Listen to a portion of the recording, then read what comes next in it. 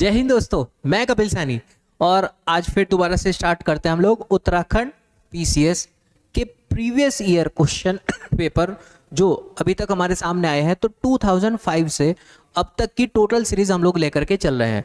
तो आज हम लोग पॉलिटी के या फिर राज्य व्यवस्था से रिलेटेड जो क्वेश्चन आए हुए हैं वो देखना स्टार्ट करते हैं। तो आज हम लोग 2005 के अंदर जो क्वेश्चन आए हैं वो देखते हैं। क्वेश्चन नंबर 1, कौन सा संवैधानिक संशोधन राज्यों से चुने जाने वाले लोकसभा के सदस्यों की संख्या बढ़ाने से संबंधित है? Which constitutional amendments is related to increasing the number of Lok Sabha members to be elected from the states? तो मोटी सी बात, आप लोगों ने सुना होगा हमारे यहाँ पर फजल अली कमीशन की रिकमेंडेशंस आई थी 1953, जिसमें और उसके आसपास ही आप लोग देखते हैं कि पहली बार भाषा के आधार पर, लैंग्वेज के बेस पर हमारे देश के अंदर एक राज्य का गठन किया गया था। और उसी दौरान बहुत बड़ा चेंज हमारे यहाँ पर स्टेट्स को लेकर के, फॉर्मेशन को लेकर के किया गया था, जो 7th कॉन्स्टिट्यूशनल अमेंडमेंट एक्ट था, 7वां संविधान संशोधन था, जिसमें राज्यों को दोबारा से रिकंस्ट्रक्ट हम लोगों ने किया था, 4 पार्ट में डिवाइड किया था स्टेट्स को अलग अलग। तो अगर स्टेट्स का फॉर्मेशन होगा तो सीधी सी बात है उन स्टेट से आने वाली जो लोकसभा की सीटें हैं उनका भी फॉर्मेशन होगा। तो अगर हम बाय ऑप्शन जाए तो 7वां संविधान संशोधन दिख रहा है, लेकिन ये बाय मिस्टेक 21 नहीं, ये 31 है, ये है 31, 31वां संविधान संशोधन, जिसके अकॉर्डिंग हमारे यहाँ पर लोकसभा की जो सीट हैं, जो अभी 545 आप लोग बोलते हैं, पहले 525 थी, तो इसको बढ़ा करके 545 किया गया था 31st कॉन्स्टिट्यूशनल अमेंडमेंट एक्ट 1971 के अकॉर्डिंग। और वहीं पे हम लोगों ने जनसंख्या भी बोली थी कि भाई 2026 तक हम लोग ये सीटें एज इट इज रखेंगे। ठीक है, चलो, तो ये था हमारा एक क्वेश्चन। अब नेक्स्ट वाला क्वेश्चन देख लेते हैं। निम्न में से कौन संविधानेतर संस्था है? भाई खतरनाक सा नाम है, आसान सी बात, कॉन्स्टिट्यूशन के बनने के बाद वाली कॉन्स्टिट्यूशन, भाई संस्था बता दो। ये सब की सब कॉन्स्टिट्यूशन का हिस्सा है। लोक सेवा आयोग है ना, UPSC union public service commission, वित्त आयोग, फाइनेंस कमीशन, चुनाव आयोग, इलेक्शन कमीशन, सब कॉन्स्टिट्यूशन बॉडी का हिस्सा है। जब संविधान बना था तब का, बट बाद में 1950 में मार्च, शायद 15 मार्च की बात थी, 15 मार्च 1950 को हम लोगों ने प्लानिंग कमीशन की स्थापना की, जिसके पहले हेड या फिर अध्यक्ष पंडित जवाहरलाल नेहरू जी को बनाया गया था। नेक्स्ट क्वेश्चन की तरफ चलते हैं। नेक्स्ट क्वेश्चन है, संविधान सभा की अस्पष्टता उन्मूलन से संबंधित अनुच्छेद है। The article related to abolish of untouchability of the Indian constitution. तो आर्टिकल नंबर 17 बच्चा जानता है। हमारे यहाँ पर पार्ट नंबर 3 में फंडामेंटल राइट्स दिए हुए हैं, भाग 3 के अंदर मूल अधिकार, और इन मूल अधिकारों के अंदर हम लोगों ने छोटे छोटे डिवीजन किए हुए हैं। जैसे हम फ्रीडम की बात करते हैं, कहीं पर स्पेशल राइट्स के बारे में बात करते हैं, कहीं पर रिलीजन की बात करते हैं, कहीं पर हम कल्चर की बात करते हैं, लैंग्वेज की बात करते हैं। तो वो हम लोगों ने अलग अलग डिवीजन किए हैं। कहीं पर हम इक्वालिटी की बात करते हैं, समानता की बात करते हैं। तो ये जितनी फॉर्म आप लोग देख रहे होंगे, यहाँ पर हम लोग इक्वालिटी के बारे में बात करते हैं कि सब लोग समान हैं। उसमें हम आर्टिकल नंबर 17 में बोलते हैं राइट टू अगेंस्ट अनटचेबिलिटी, अस्पष्टता से संबंधित जो भी हमारे देश के अंदर रीतियां कुरीतियां होंगी, भाई उन सबको हम एबॉलिश करेंगे, खत्म करेंगे। और according to Supreme Court definition, Supreme Court ने इसकी डेफिनेशन में बोला है कि भाई समाज के अंदर जो भी कुरीतियां हैं, जो मतलब अनएथिकल लगती है आपको, उन सब को हम आर्टिकल 17 का चश्मा पहन करके देख सकते हैं। जैसे कभी हमारे यहाँ सती प्रथा हुआ करती थी, जिसको हम लोगों ने इस एक्ट के अंदर रख दिया। छुआछूत जो गांव के अंदर या शहरों के अंदर भी अगड़ी जाति, पिछड़ी जातियों के बीच में बहुत ज्यादा देखने को मिलता था, उसको हम लोगों ने इसके अंदर रख दिया। हम लोगों ने देवदासी प्रथा, देवदासी कहने का मतलब मोस्टली साउथ इंडिया के अंदर ही हुआ करता था। ये मंदिरों के अंदर बच्चियों को छोड़ के चले जाया करते थे, वहां पर उन बच्चियों का पालन पोषण होता था और उसके बाद उन बच्चियों को उठा करके राजमहलों के अंदर नाच गाने वाले प्रोग्राम में भेज दिया करते थे। ये मैंने एक एंगल बताया, बट इसके एंगल कई सारे हैं, बट उसी एंगल के बारे में बात करेंगे जो आर्टिकल 17 को कोरिलेट करता है। ठीक है, तो वहां पर देवदासी व्यवस्था, और अभी कुछ टाइम पहले हम लोगों ने ट्रिपल तलाक को भी इस आर्टिकल 17 की अस्पष्टता या फिर समाज के अंदर अनएथिकल प्रोसेस के अंदर इसको रखने की बात की है। ठीक है, तो article number 17 right to against untouchability की बात करता है। नेक्स्ट क्वेश्चन, भारत के प्रत्येक नागरिक का कर्तव्य होगा प्राकृतिक पर्यावरण का संरक्षण एक सुधार। यह कथन भारत के किस अनुच्छेद से संबंधित है? The state I shall be the duty of every citizen of India to conserve and improve the nature environment refers to which article of the Indian Constitution?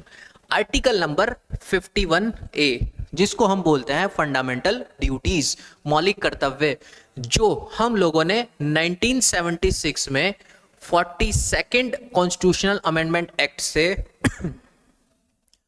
सरदार स्वर्ण सिंह कमेटी की रिकमेंडेशन से हम लोगों ने अपने कॉन्स्टिट्यूशन के अंदर इसको उठा करके इंप्लीमेंट किया था। बात क्लियर है?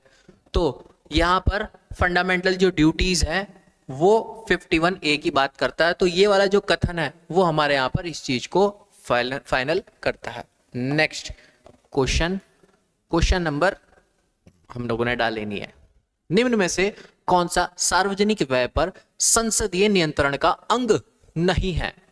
Which of the following is not a part of parliamentary control over public expenditure? अब देखो, मोटी सी बात, कॉमन सेंस लगा लेते हैं। पार्लियामेंट्री कमेटी की बात चल रही है यहाँ पर मोस्टली। लोक लेखा कमेटी बिल्कुल, public account committee parliamentary committee एक है। प्रकलन कमेटी समिति बिल्कुल, प्रकलन बिल्कुल। सार्वजनिक उपक्रम पर कमेटी बिल्कुल, पब्लिक अंडरटेकिंग कमेटी। बट जो भारत के नियंत्रक एवं महालेखा परीक्षक है, एवं महालेखा परीक्षक है, controller and auditor general of India है, वो इस संसदीय नियंत्रण का अंग नहीं है। वो एक तरीके से फ्री बॉडी हम लोगों ने बना रखी है। यहाँ पर इन सब में कॉन्स्टिट्यूशनल असेंबली अपने देश की पार्लियामेंट के अंदर जो एमपी लोग हैं, एमपी लोग ही इन कमिटीज के एक तरीके से मेंबर बनते हैं। कहीं पर 30 मेंबर हैं तो कहीं पर 22 मेंबर हैं, कहीं लोकसभा से ही सारे मेंबर हैं तो कहीं 15 राज्य लोकसभा से हैं और 7 राज्य सभा से हैं। तो कुल मिलाकर के अगर देखा जाए इसका करेक्ट आंसर होगा हमारे ऑप्शन के according option number 2। Next question की तरफ चलते हैं। अरे वाह, 2005 में इतने ही थे, 2008 भी देख लेते हैं। 2008 में क्या था? भारत में पंचायती राज प्रणाली का शुभारंभ कब और कहां हुआ? When and where was the Panchayati Raj system started in India? Common sense की बात, हमारे यहां पर बलवंत राय मेहता कमेटी 1957 में आती है और बलवंत राय मेहता कमेटी के रिकमेंडेशंस थे देश के अंदर, बोला कि भाई हमारे देश के अंदर एक पंचायती राज का स्ट्रक्चर भी होना चाहिए। बट सेंट्रल गवर्नमेंट के अकॉर्डिंग उसको अभी तक नहीं एक्सेप्ट किया गया था। बट 2 सितंबर 1959 को राजस्थान की विधानसभा ने एक एक्ट पास कर दिया पंचायती राज सिस्टम का। 2 सितंबर 1959 को राजस्थान की स्टेट गवर्नमेंट ने पास किया और अगले ही महीने सितंबर के बाद अक्टूबर, और दो तारीख ही क्यों? क्योंकि गांधी जी के जन्म का इंतजार किया गया था, मतलब बर्थडे डेट का इंतजार किया गया था और इसको एज ए ट्रायल नागौर में हम लोगों ने पब्लिश कर दिया था। ये एज ए ट्रायल था, ध्यान रखना, बिकॉज यहाँ पर नागौर में स्टार्ट तो किया था बट ये चल नहीं पाया था उस तरीके से जिस तरीके से चलना चाहिए था। आगे जाकर के फिर इसमें और इंप्लीमेंट करके हम लोगों ने चीजें और अलग अलग जगह पर पेश की थी। राजस्थान के बाद आंध्र प्रदेश में फिर हम लोगों ने अपने देश के अंदर इम्प्लीमेंट किया था, फिर असम वगैरह कई सारे स्टेट्स के नाम आते हैं। तो अगर हम लोग अपने इस एग्जाम के ओरिएंटेड देखें तो करेक्ट आंसर 2 अक्टूबर 1959 नागौर राजस्थान हम लोगों को मिलता है। चलते हैं नेक्स्ट क्वेश्चन की तरफ। भारतीय संविधान की किस अनुच्छेद में भारतीय नागरिकों के मूल कर्तव्य शामिल है? अरे भाई ये तो अभी पढ़ाया था हम लोगों ने। अच्छा अगले साल भी यही आ गया क्वेश्चन 51A 51A इसमें तो बताने वाली भाई कोई बात नहीं रही। नेक्स्ट क्वेश्चन, भारत में संघ लोक सेवा आयोग के लिए निम्न में से कौन सही है? ये तो आया थोड़ा क्वेश्चन बढ़िया सा। Which of the following is correct for the union public service commission in India? पहला ऑप्शन, यह राज्य लोक सेवा आयोग का निरीक्षण करता है। क्यों करेगा भाई? क्योंकि भाई सेंट्रल मतलब यूपीएससी स्टेट पीएससी को क्यों मॉनिटर करेगा? बिल्कुल गलत बात है। ना ना हम नहीं मानते। स्टेट का अलग है, वो अपना खुद ही चेक कर लेगा भाई, निरीक्षण वगैरह करना है नहीं, वो वाली विंग उस पर नहीं कंट्रोल करेगी। दूसरा, इसका राज्य लोक सेवा आयोग से कोई लेना देना नहीं है। ये बात तो थोड़ी थोड़ी सी हमें लग रही है, हाँ यार हो सकता है, क्योंकि वो अपनी वर्किंग प्रोसेस में अपने ओरे में काम कर रहा है, ये अपनी वर्किंग प्रोसेस अपने ओरे में अलग से काम कर रहा है। अभी थोड़ी देर के लिए होल्ड पर रखते हैं इसको, हैश लगा दो इस पर। इसके सारे सदस्य राज्य लोक सेवा आयोग से लिए जाते हैं। अरे क्यों लिए जाएंगे भाई? कोई यूं ही है, हलवा है, इसकी स्टेट गवर्नमेंट से उठा करके लेंगे सबसे। ये तो यूपीएससी सेंट्रल गवर्नमेंट की बॉडी है, तो mostly IAS officer PCS officer in लोगों को उठा करके रखा जाता है। अब जरूरी थोड़ा है कि स्टेट से ही लिया जाए, बिल्कुल गलत बात। यह राज्य लोक सेवा आयोग को वार्षिक दिशा निर्देश भेजता है। क्यों लेंगे भाई आपके गाइडलाइंस? ये क्योंकि ये तो अपने अलग इंडिविजुअल काम कर रहे हैं। कहने का मतलब अगर बाय ऑप्शन देखें तो ऑप्शन नंबर सेकंड हम लोगों का सही है। ठीक है, करेक्ट आंसर है ये। नेक्स्ट क्वेश्चन, भारत के योजना आयोग का प्रथम, यार भाई ये तो मैंने पिछली वाली अभी डिस्कस किया, वही क्वेश्चन आ गया। योजना आयोग के अध्यक्ष पंडित जवाहरलाल नेहरू जी, तो इस पर भी दोबारा हम लोग बात नहीं करते हैं, हम लोग कर चुके हैं इसके ऊपर बात। नेक्स्ट क्वेश्चन, राष्ट्रीय विकास परिषद की अध्यक्षता कौन करता है? प्राइम मिनिस्टर साहब, प्रधानमंत्री, प्राइम मिनिस्टर। बट अब राष्ट्रीय विकास परिषद और योजना आयोग इनको उठा करके एक जगह पर नीति आयोग 2015 में हम लोगों ने स्टार्ट किया, 1 जनवरी 2015। तो अब हम लोग इनको राष्ट्रीय विकास परिषद वगैरह नहीं देखते हैं, ये एज ए थिंक टैंक हम लोगों ने नीति आयोग को स्टार्ट कर दिया है। बट उस टाइम भारत के प्रधानमंत्री ही इनको लीड किया करते थे। योजना आयोग के अध्यक्ष भी वही थे और राष्ट्रीय विकास परिषद के अध्यक्ष भी वही हुआ करते थे। नेक्स्ट क्वेश्चन, अरे वाह मजा आ गया भाई। जो 2012 के अंदर उत्तराखंड पीसीएस में पॉलिटी के एमसीक्यू आए हैं वो देख लेते हैं। चलो पहला क्वेश्चन स्टार्ट करते हैं। फर्स्ट क्वेश्चन है, संसद में पहला लोकपाल विधेयक कब रखा गया था? एंड इंग्लिश में है, when was the first Lokpal bill introduce in parliament? देखो ये तो फैक्चुअल डेटा है कि ये 1968 में हमारे यहाँ पर पहली बार रखा गया था। अब क्वेश्चन आया तो थोड़ा सा इसको समझते हैं। मैं बड़ी कॉमन सी बात बताता हूं। जैसे हम लोग वर्ड यूज करते हैं संसद, तो संसद कहने का मतलब हमारा Lok Sabha, Rajya Sabha and president of India. Lok Sabha, Rajya Sabha और देश के राष्ट्रपति जी से मिलकर के हमारी संसद बनती है। ठीक है, एक दूसरा इसके अंदर एक वर्ड आया है लोकपाल विधेयक। तो पहले हम लोग इस विधेयक को बात समझ लेते हैं। विधेयक जिसको हम लोग इंग्लिश में बोलते हैं एक्ट। अब ये एक्ट क्या चीज होता है? एक्चुअली हमारे देश के अंदर अगर आपको कोई कानून बनाना है, कोई कानून अगर बनना है तो उस कानून के बनने की कुछ प्रोसेस होती है। जैसे सपोज ये एक चैनल गेट है, ये एक चैनल गेट है और यहां पर आकर के कोई भी चीज पास हो जाती है तो वो देश का कानून बन जाती है। सपोज ये हमारी लोकसभा या राज्यसभा है, ये हमारी राज्यसभा या लोकसभा है। अब ऐसा मान लेते हैं कि आप किसी देश के या अपने ही देश के कोई भी एक मिनिस्टर हैं, XYZ किसी भी मिनिस्ट्री के आप मिनिस्टर हो गए। सपोज आप फाइनेंस मिनिस्ट्री के मिनिस्टर हो गए और आपको बोल दिया जाए कि भाई आप हमारे लिए या देश की उन यूथ, उन लोगों के लिए एक कानून बनाओ जो अभी हाल फिलहाल में 12th जिन्होंने किया है और ग्रेजुएशन कर रहे हैं, और ग्रेजुएशन करते समय कॉलेज लाइफ में बड़ा मस्ती लेते हैं, तो उनको प्रॉब्लम आती है, पैसे नहीं होता है, घर वाले पैसे इतने देते नहीं है। तो भाई उनके लिए एक स्कॉलरशिप प्रोग्राम बनाओ भाई, जो भी 12th क्लास में 50% से पास हो जाएगा, उसकी पूरी ग्रेजुएशन में उसको हर महीने हम 10,000 रुपए एज ए स्कॉलरशिप देंगे, फ्री में, ऐसे ही मजे लो। मतलब एक योजना का नाम हम लोग रख दिया, घर ले जाओ 10,000 रुपए महीना, एक पॉलिसी का नाम रखा। अब आप मिनिस्टर हो तो आपने बोला, जो आपके अंडर में काम करने वाले बड़े बड़े IAS ऑफिसर हैं, उनको बोला कि भाई एक फ्रेमवर्क तैयार करो जो पॉलिसी हमारी होगी।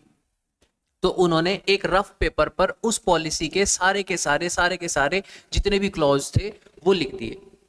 अब मंत्री जी ने इसको देखा और बोला हाँ भाई बिल्कुल बात सही है, और मंत्री जी अब उसको, वो राज्यसभा के भी मंत्री हो सकते हैं और लोकसभा के भी मंत्री हो सकते हैं, वो उसको अब भारत सरकार के राजपत्र पर टाइप करवा करके ले गए।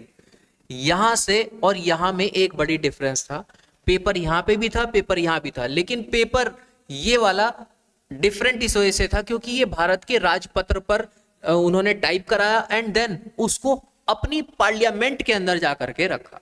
जब हम लोगों ने उसको पार्लियामेंट के अंदर रखा तो वो बन गया हम लोगों का एक बिल, ठीक है, विधेयक जिसको हम बोलते हैं, बिल जिसको हम बोल लेते हैं, यहां पर बिल, वो एक बिल हो गया। अब इस लोकसभा में या दूसरी राज्यसभा में इसके ऊपर हुई पूरी चर्चा, पूरी डिबेट डिस्कशंस हुई एंड देन इसको हम लोगों ने लोकसभा से पास किया, राज्यसभा से पास किया और प्रेसिडेंट ऑफ इंडिया जो भारत के राष्ट्रपति जी हैं उनके पास गया और उन्होंने इस पर साइन कर दिए। तो अब ये बन गया हम लोगों का एक्ट, कानून। बात समझे? बट इससे पहले वाला क्या था, इसको हम बोलते हैं ड्राफ्ट, ड्राफ्ट या फिर जिसको हम हिंदी में बोल लेते हैं प्रारूप। तो किसी भी एक्ट या कानून के बनने की 3 स्टेज है। पहला उसका एक ड्राफ्ट परफॉर्मा बनेगा, प्रारूप बनेगा, उसको फिर हमारी पार्लियामेंट में इंट्रोड्यूस कराया जाएगा, तब उसको हम बिल बोलते हैं। जब वो पूरी की पूरी पार्लियामेंट से पास हो जाएगा तो हम लोग उसको एक्ट बोल लेते हैं। बात क्लियर है? अब हम लोगों से ये देखो, मुझको बताने की जरूरत इस वजह से पड़ी क्योंकि कई बारी एक कंफ्यूजिंग क्वेश्चन आता है कि बताओ ये वाला जो बिल है ये कब आया था, ये वाला जो एक्ट है वो कब आया था। तो बिल और एक्ट में आप ये कंफ्यूजन दूर रखना कि बिल मतलब ये आने वाली प्रोसेस और एक्ट मतलब ये कंप्लीट प्रोसेस, कंप्लीट होने वाली प्रोसेस की बात की जा रही है। तो यहां पर बिल की बात की गई है, बात समझे?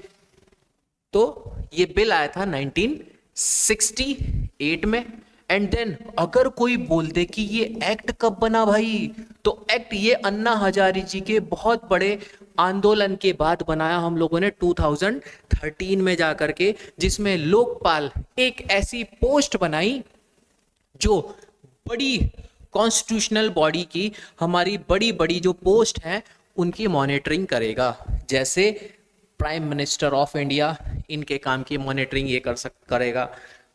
कैबिनेट मिनिस्टर्स हुए या फिर बड़े बड़े जो मिनिस्ट्री के छोटे मंत्री हुए, इन सब जितने भी टॉप हायरार्की के लोग हैं, इन सब की मॉनिटरिंग करने के लिए एक लोकपाल हम लोगों ने बनाया। लोकपाल बिल अन्ना हजारे जी के एक बहुत बड़े मूवमेंट्स हैं। बात समझ में आई? चलो नेक्स्ट क्वेश्चन की तरफ चलते हैं और आपका नेक्स्ट क्वेश्चन है, संविधान का कौन सा अनुच्छेद दोष सिद्ध से संबंध में अभियुक्तों को दोहरे दंड एवं स्व अभिशासन से संरक्षण प्रदान करता है? Which article of the Constitution provides protection to the accused from double punishment and self-incriminations incriminations in case of conviction. आसान सा आंसर है आर्टिकल नंबर 20। आर्टिकल नंबर 20 इसका आंसर है। अब देखो आर्टिकल्स वैसे बताने के लिए मैं आपको बता दूं अभी सारे, लेकिन वो मजेदारी नहीं आएगी बीच में से। जब हम लोग किसी टॉपिक की चेन पे चेन चलते हैं ना, चेन, ये चेन पकड़ी, देन इसकी चेन का आगे आपको पता चले तो आप उसको बहुत बेहतर तरीके से समझ पाते हैं। ठीक है, तो अभी के लिए मैं फैक्चुअल डेटा के तरीके से इसको यूज कर रहा हूँ। आर्टिकल 20 इसका करेक्ट आंसर है। मोटी सी बात है, अगर आपने कोई भी क्राइम किया तो आपको एक क्राइम के लिए 2 बार सजा नहीं मिल सकती है। सपोज एक मूवी आई थी अंधा कानून, उसमें अमिताभ बच्चन साहब को एक ऐसे मर्डर की सजा मिलती है जो उन्होंने किया ही नहीं, और 20 साल उन्होंने सजा काटी, और 20 साल के बाद उसी जज के सामने उसी आदमी को मारा जिसकी वो सजा काट के आ चुके थे। तो उन्होंने एक डायलॉग मारा कि देखो भाई साहब, आपका जो कानून है वो मुझको एक सजा की 2 बार, एक जो है दंड की 2 बार सजा नहीं दे सकता है। तो आर्टिकल 20 पढ़ के गए थे भाई साहब अमिताभ बच्चन जी। ठीक है, चलो बात समझ में आई। नेक्स्ट क्वेश्चन की तरफ चलते हैं।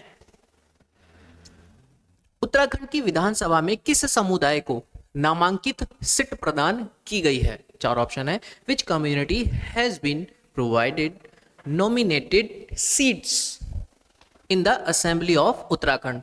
तो कॉमन सी बात है, चाहे वो असेंबली उत्तराखंड की हो, उत्तर प्रदेश की हो, किसी भी स्टेट की हो, उसमें एक ही होता है एंग्लो इंडियन। ये क्वेश्चन पेपर हम लोग 2012 का पढ़ रहे हैं, ये बात ध्यान रखना।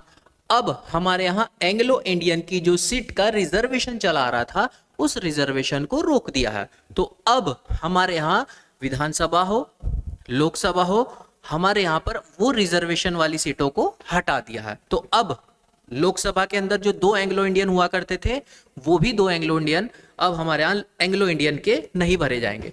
अब ये एंग्लो इंडियन क्या चीज है? एंग्लो इंडियन एक ऐसे इंडियन को कहा जाता है जो मातृकुल से, मतलब जो अपनी मम्मी की साइड से तो इंडियन है, और पितृकुल मतलब फादर की साइड से वो एक यूरोपियन है। नॉट विदेशी, यूरोपियन, नॉट फॉरेनर, यूरोपियन। बात समझ में आई?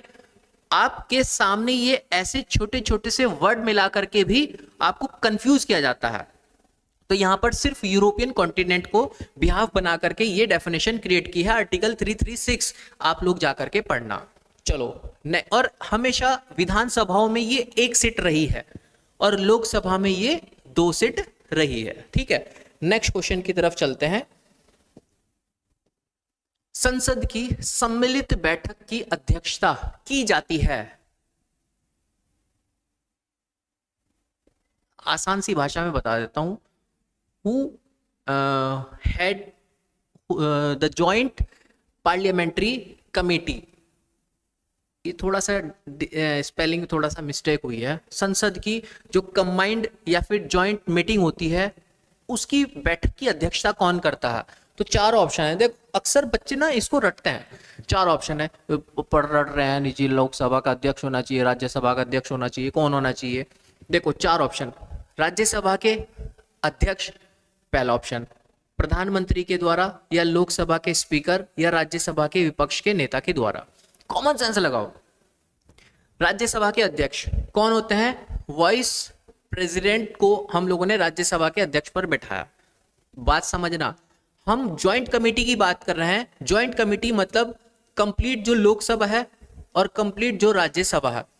जो लोकसभा है वो डायरेक्ट लोगों को रिप्रेजेंट करती है, राज्यसभा जो इनडायरेक्ट लोगों को रिप्रेजेंट करती है।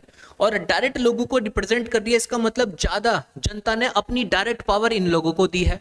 ठीक है, इसका मतलब इस लोकसभा को वो आदमी यहां पर रिप्रेजेंट करेगा जिसको जनता ने भी डायरेक्ट रिप्रेजेंट दिया है, जो है डायरेक्ट चुना होगा, मतलब लोकसभा का ही वो मेंबर होगा। बात समझ में आई? कॉमन सेंस सी बात है। अब अगर हम लोग इन दोनों की बात करें, ये जो इनडायरेक्ट है ये भी एक तरीके से जनता के ही रिप्रेजेंटेटिव है, लेकिन इनमें मोस्ट पावरफुल जो बॉडी अभी डायरेक्ट इलेक्शन या फिर डायरेक्ट अथॉरिटी या फिर डायरेक्ट पावर के सेंस में देखा जाए तो लोकसभा के मेंबर है। मतलब इन दोनों को, इसको तो सिर्फ और सिर्फ वही लीड कर सकता है जो जनता के द्वारा डायरेक्ट जनता ने डायरेक्ट इसको रिप्रेजेंट दिया हो। इसके लिए जरूरी नहीं है कि डायरेक्ट इनडायरेक्ट वाला ही हो, डायरेक्ट वाला ले लेंगे तब भी काम चल जाएगा। तो इन दोनों में पहले हम लोग वो ऑप्शन देख लें, एलिमिनेट कर दें कि इनमें से लोकसभा के मेंबर कौन से हो सकते हैं परफेक्टली, जो वही वहां पे पिंच करेगा। अब देखो, राज्यसभा के अध्यक्ष, बिल्कुल बात समझ में नहीं आई क्योंकि वो इनडायरेक्ट इलेक्शन हो रहा है, इस ऑप्शन को काट दो, मतलब डायरेक्ट पावर वाली बात नहीं चल रही है। प्रधानमंत्री के द्वारा, ये ऑप्शन हो सकता है लेकिन इसके दो डायमेंशन निकल रहे हैं। यहां पर जो हमारे देश के प्रधानमंत्री है वो लोकसभा के मेंबर भी हो सकते हैं एंड देन राज्यसभा के मेंबर भी हो सकते हैं।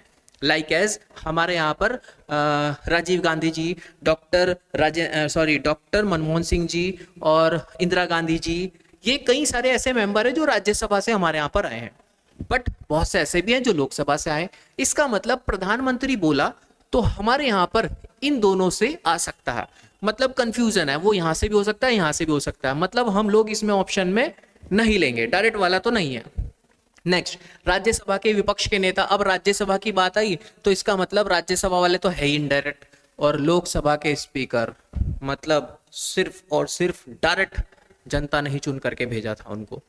तो लोकसभा में बैठे और लोकसभा वालों ने बोला कि भाई साहब आप इस चेयर पर बैठ जाओ। बात समझ में आई? कभी भी मत रटना, रटते हैं लोग बाग। सिर्फ आपने अगर पॉलिटी के अंदर पावर सिस्टम समझ लिया ना कि पॉलिटी का पावर सिस्टम किस तरीके से काम करता है, एक भी फैक्ट ऐसा नहीं है जो आप उसको रटोगे, आप कॉमन सेंस का यूज करोगे और आंसर खत्म। ठीक है, नेक्स्ट क्वेश्चन की तरफ चलते हैं। नेक्स्ट क्वेश्चन है, भारतीय संविधान के अनुसार संपत्ति का आधार नहीं है अधिकार होगा। ये स्पेलिंग मिस्टेक है, संपत्ति का अधिकार है। According to the Indian constitution the basis of property is, the basis of property is, मतलब जो भारत के संविधान के अनुसार संपत्ति का अधिकार, ये राइट टू प्रॉपर्टी की बात होगी यहाँ पर। वो क्या है, किसके अकॉर्डिंग है? पहला ऑप्शन है फंडामेंटल राइट। देखो, पहले फंडामेंटल राइट्स में हम लोगों ने रखा था इसको 19 के सब पार्ट और 31 के सब पार्ट के अंदर, बट हमारे सामने प्रॉब्लम्स आने लगी। हम लोगों ने केशवानंद भारती बनाम केरल राज्य एक बहुत बड़ा जो है केस देखा और उससे हम लोगों को लगा कि नहीं यार ये तो मामला बड़ा गड़बड़ हो जाएगा। देन हम लोगों ने 44th कॉन्स्टिट्यूशनल में अमेंडमेंट एक्ट लेकर के आए 1978 में, और इसको आर्टिकल 300A में जाकर के हमने शिफ्ट कर दिया, और आर्टिकल 300A में जाकर के शिफ्ट करके हम लोगों ने बोला it's a legal right not a fundamental right. यह एक विधिक अधिकार है जो पहले मौलिक अधिकार या फिर मूल अधिकार हुआ करता था। तो राइट नाउ अभी हम लोग इसको एज ए लीगल राइट के रूप में कैलकुलेट करते हैं। नेक्स्ट क्वेश्चन, भारत के केंद्र शासित राज्यों की संख्या कितनी है? देखो, ये 2012 का है, तो उस टाइम तो शायद ये 7 रही थी, फिर बीच में 9 हुई, और आज ये हमारे यहाँ पर टोटल है 8। तो ये फैक्चुअल डेटा है, इस पे हम लोग कुछ ऐसी बात नहीं करेंगे। नेक्स्ट क्वेश्चन की तरफ चलते हैं। भारत के संविधान के अंतर्गत ग्राम पंचायतों का गठन डैश है, formation of gram panchayat under the constitution of India. देखो, जो ग्राम पंचायत है आज के टाइम में हम देखते हैं आर्टिकल नंबर 40 है, ठीक है। आर्टिकल 40 के साथ साथ आर्टिकल 243 के सब क्लोजेस भी हम लोग देखते हैं। इवन हम लोग अपने यहां पर शेड्यूल नंबर 11 को भी देख लेते हैं। तो बेसिकली ये जो सिस्टम हम लोग नजर आ रहा है हम लोग को, ये मूल संविधान में सिर्फ आर्टिकल 40 में था। देन उसके बाद अमेंडमेंट करके हम लोगों ने इन अलग अलग जगह फॉर्मेट इसको किया। यह मूलभूत अधिकार है। मूलभूत अधिकार मतलब एक तरीके से एक ऐसा राइट है कि कॉन्स्टिट्यूशन लागू हुआ और इसको लागू कर दो। हमारे यहाँ पर जो DPSP है, directive principles of state and policies, मतलब राज्य के नीति निर्देशक जो तत्व है, जो पार्ट नंबर 4 का हिस्सा है, और जो फंडामेंटल राइट्स हैं जो पार्ट नंबर 3 का हिस्सा